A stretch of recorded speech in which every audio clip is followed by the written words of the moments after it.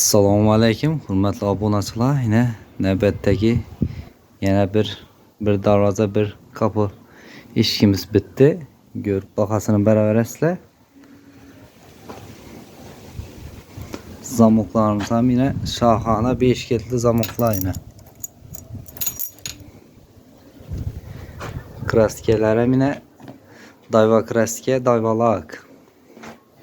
Trenddeki hem brenddeki kraskelerden vuruldu yine. Kullap çaylarından görüşleriniz mümkün.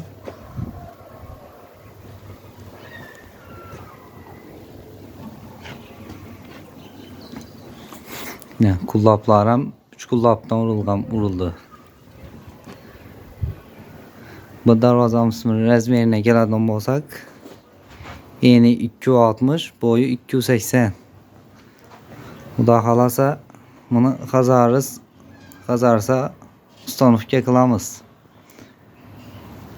İkisini ham hozir ibanda eshigimizni ko'rsatamiz. Yine bunda eshigimiz.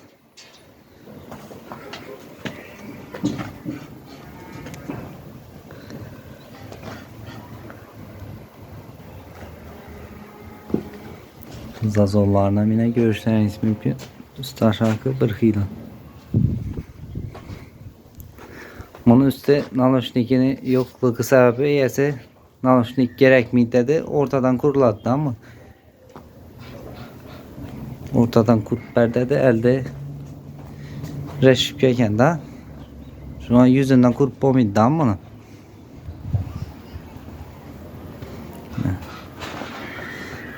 Size hürmetli obunachilar, kime shunday darvoza, eshiklar gerek bo'lsa murojaat qilaverasizlar.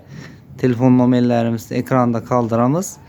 Kanala yangi olsangiz obuna bo'lib, like bosib qo'yishni unutmanglar. Hammangizga sog'lik, salomatlik tilaymiz.